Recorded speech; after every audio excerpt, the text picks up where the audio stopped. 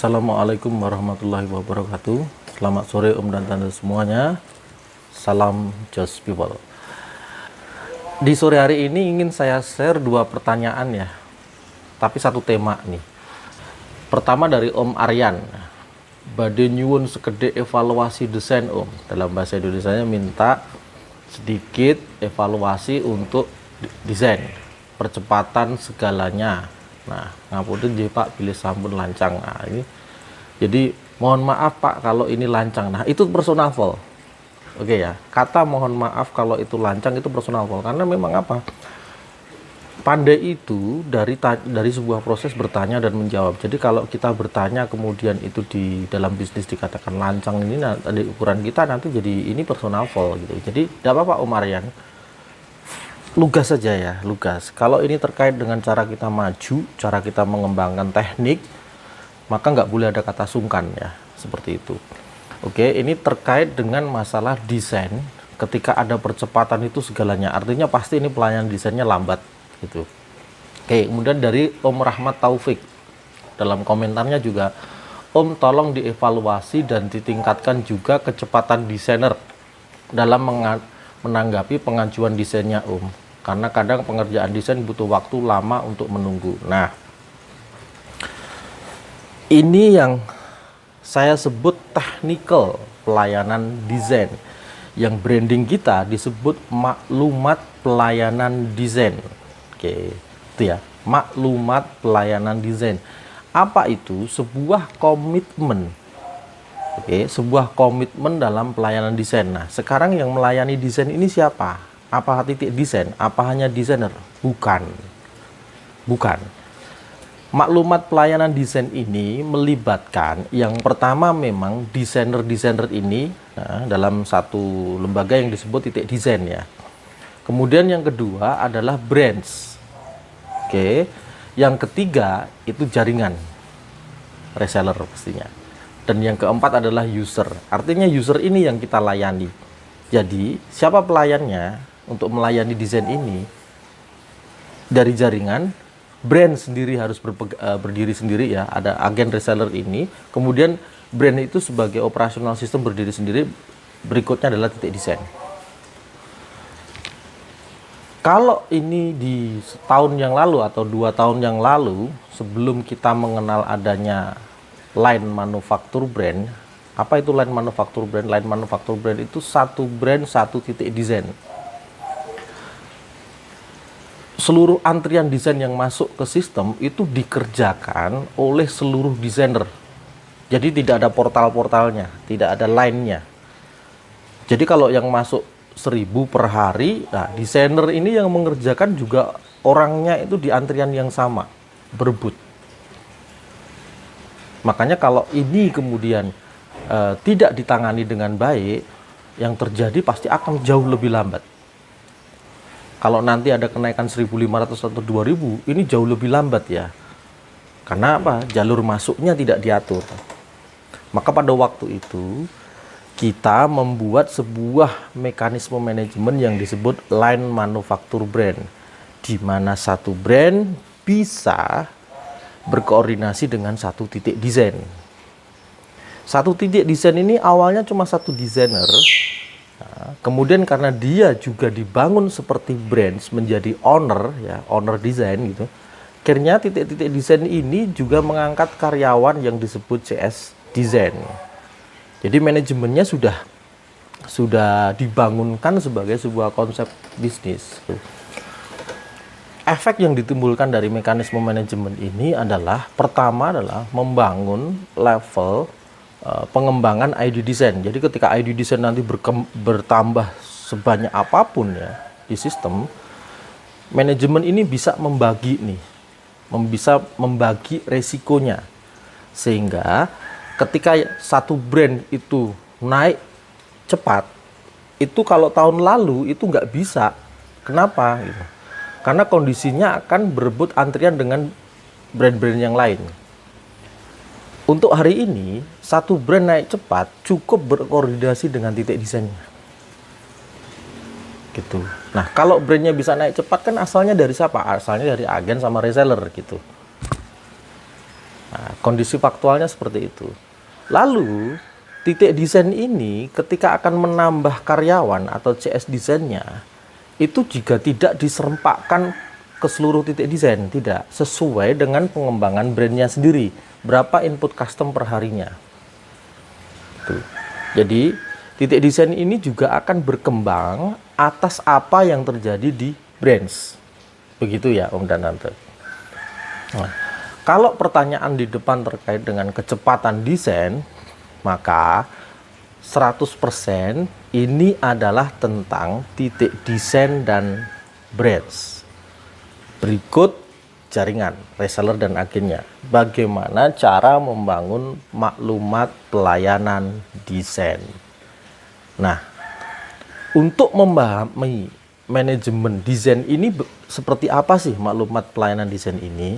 Prinsipnya gini, 1 kali 24 jam, ya, 1 kali 24 jam saat ID desain masuk ke sistem, ya, input custom itu masuk ke sistem, 1 kali 24 jam, desain itu harus sudah keproses nih sama CS desain.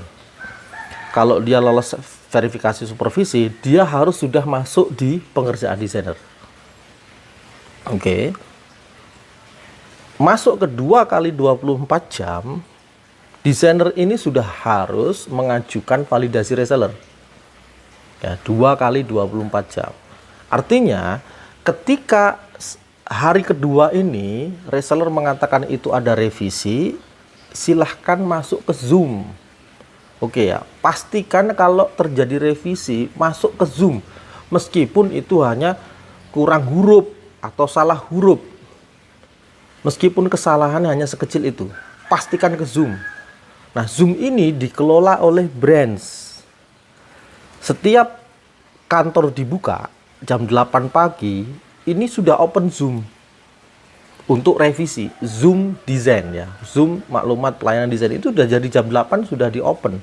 Kalau ada revisi, tinggal klik saja link yang sudah di-share oleh branch untuk kemudian revisi itu masuk, kemudian sampaikan revisinya melalui share screen segala macam. Nanti branch ini di dalam Zoom ini yang dikelola branch ini ada titik desain di situ. Sehingga kalau ada revisi pasti penanganannya cepat. Kalau revisinya kecil ditunggu sak jam 2 jam udah selesai. Tapi kalau revisinya itu mungkin salah motif, salah warna dan lain sebagainya. Nah, 3 kali 24 jam.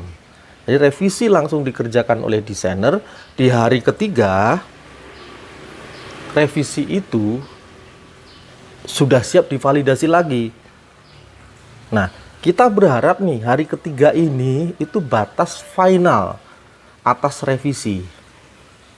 Nah, biar batas final atas revisi ini benar-benar 100% valid, maka hari kedua kalau ada revisi wajib Zoom. Kenapa harus Zoom? Karena biar nggak multitafsir antara persepsinya reseller dari user dan persepsinya dari branch ke titik desain. Nanti dibahas bareng di Zoom itu. Jadi kalau Anda yang mengatakan revisi saya cuma sedikit, saya nggak usah Zoom, nah itu masih berisiko multitafsir. Belum pasti hari ketiga itu siap PO. Begitu Om dan Tante. Oke ya. Jadi di part ini secara manajemen maklumat pelayanan desain ini, kalau ini berhasil ya, itu cirinya adalah tabel pelangi setiap hari mendekati closing jam 4 sore itu 3 baris. 3 baris itu artinya baris pertama itu berarti desain berusia 1 hari, baris kedua itu desain berusia 2 hari, baris ketiga itu desain berusia 3 hari. Tidak ada 4 baris ke atas. Kalau 4 baris ke atas berarti maklumat pelayanan itu nggak jalan.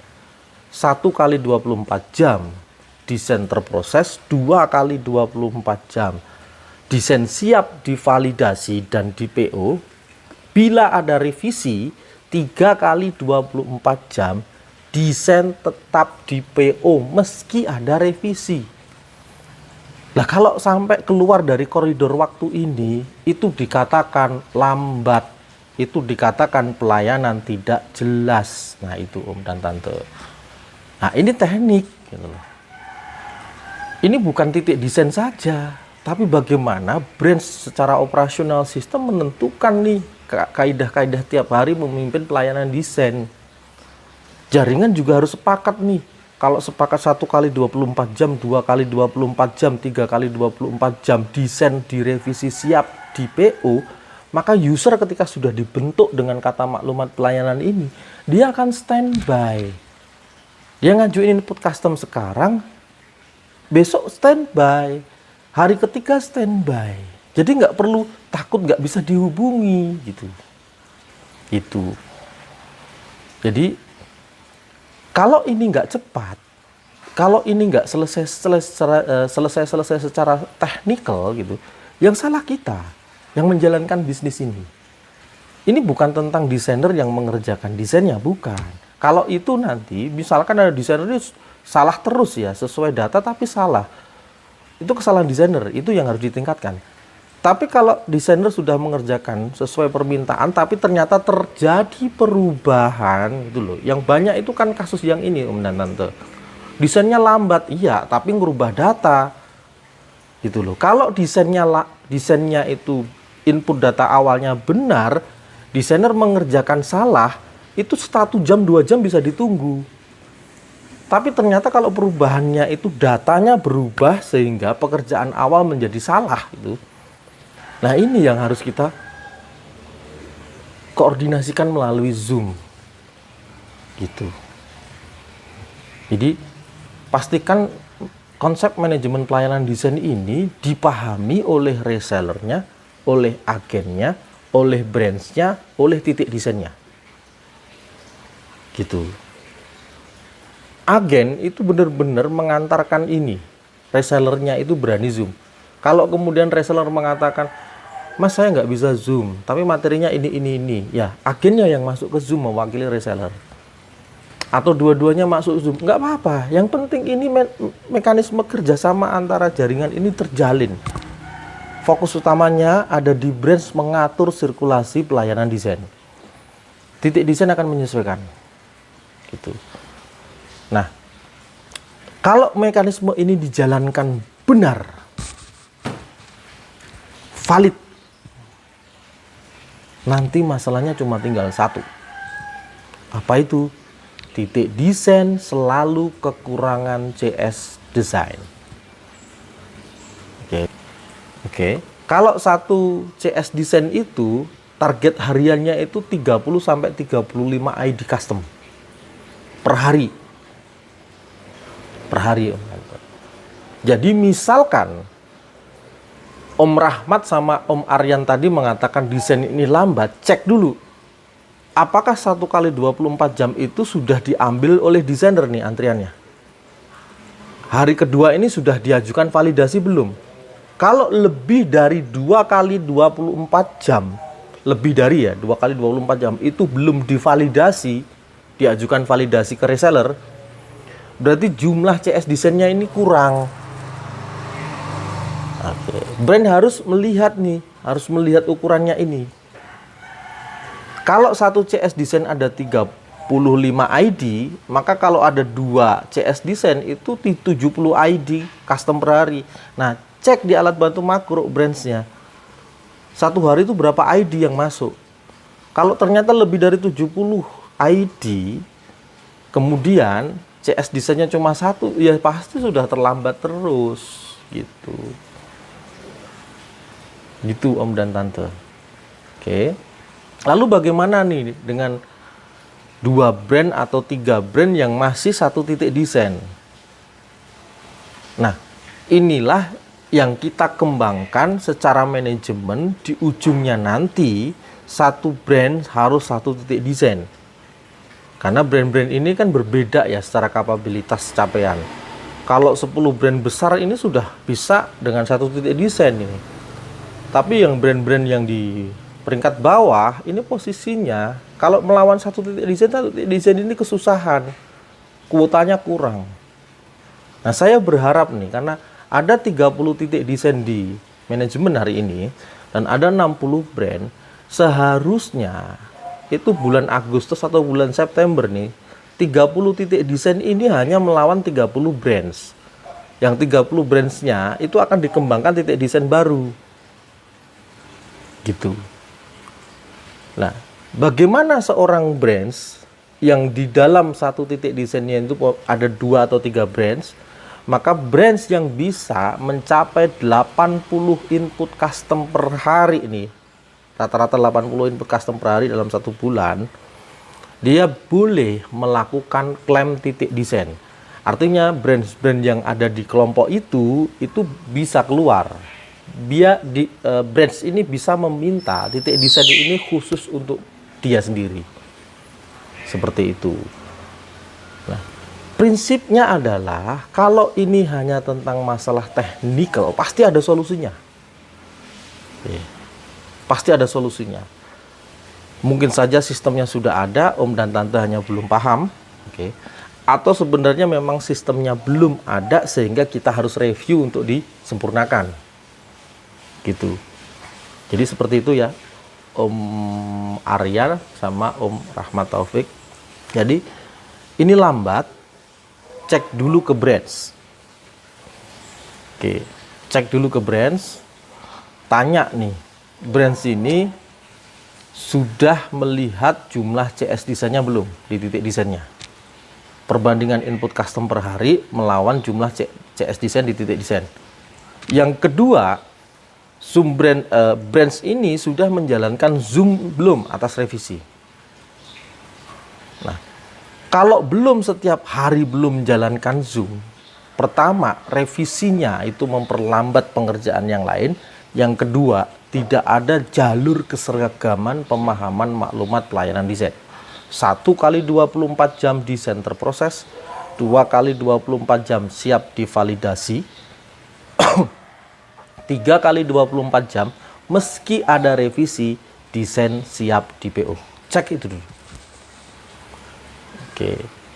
Nanti kalau masih bingung silahkan komen, akan saya jelaskan lebih lanjut. Part ini demikian dulu. Terima kasih. Assalamualaikum warahmatullahi wabarakatuh. Salam Just People.